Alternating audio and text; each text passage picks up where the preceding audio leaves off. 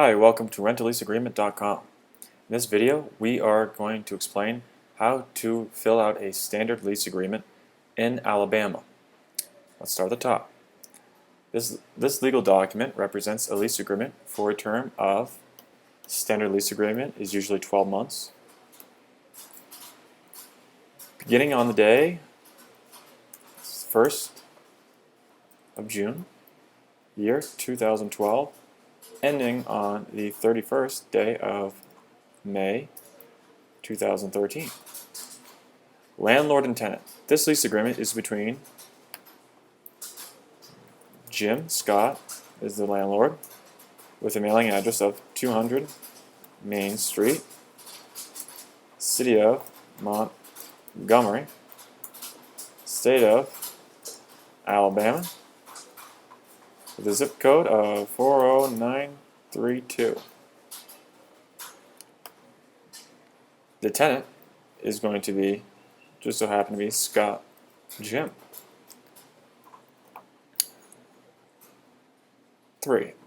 Premises. The landlord agrees to lease the premises located at, let's say they are going to be renting on just right down the road, 300 Main Street, City of Montgomery, State of Alabama,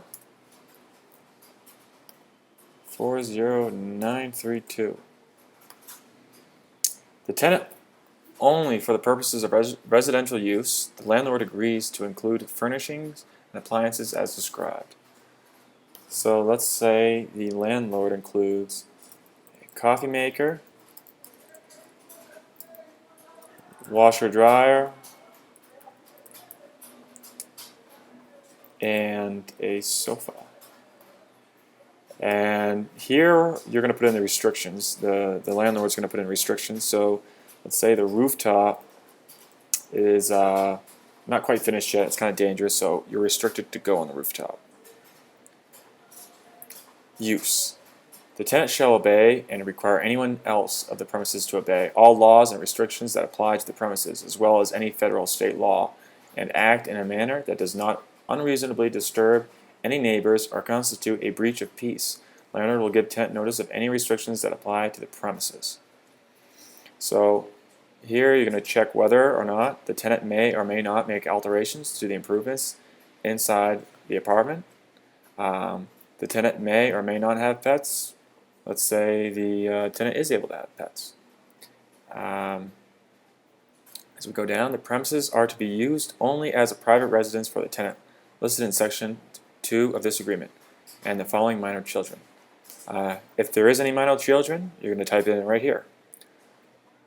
Occupancy by guest for more than, let's say, if there's a guest in the apartment for more than 31 days, it is prohibited without landlord's written consent. Rent. Tenant shall pay rent to landlord payable to in the monthly installments of, let's say it's a 1-bedroom for $1,000. We're going to type it in numerically right here. Payable in the name of Jim Scott. He is the landlord. Payments are due on the 1st of every month, beginning on June 1st.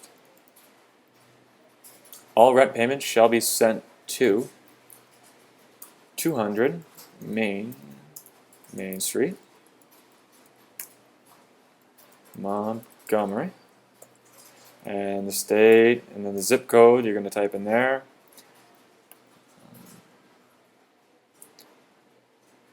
And if there's any other way the landlord would like to receive the rental payments, it should be described in that box.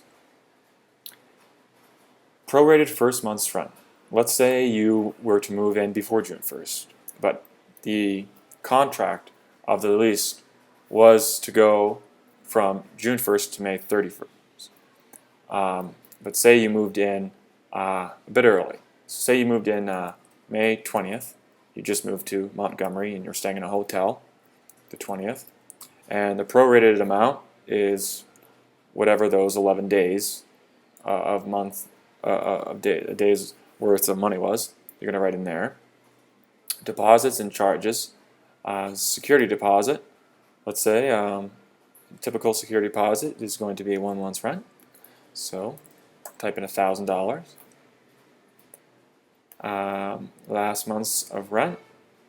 Let's say the guy has good credit, he's not going to be paying last month's. So, pet deposit, he did have a dog, so we're going to put in a $500 pet deposit just in case he rips up the carpets or anything else like that. If the tenant has paid a deposit or advancement of rent, here we are going to write in the number of days the landlord has to give back the tenant the deposit. So let's give it 14 days. Late charges. If rent has not been paid in full to the landlord by the due date, there is going to be a fee. Now you can either choose one option, either a fee or a percentage. Let's go with the fee. He's going to be charged $25 every day it's late. Tenant is responsible for the following utility charges. Let's say everything is included in the rent besides cable and internet. So he's responsible for that. Subletting and assignment. Tenant agrees not to sublet any part of the premises or sign this lease agreement without written consent from the landlord. So in order to sublet, you must let the landlord know. The rest is just general lease agreement stuff. Notices. All notices made by the tenant. Generally, you're just going to write in the landlord's address again here for the notices.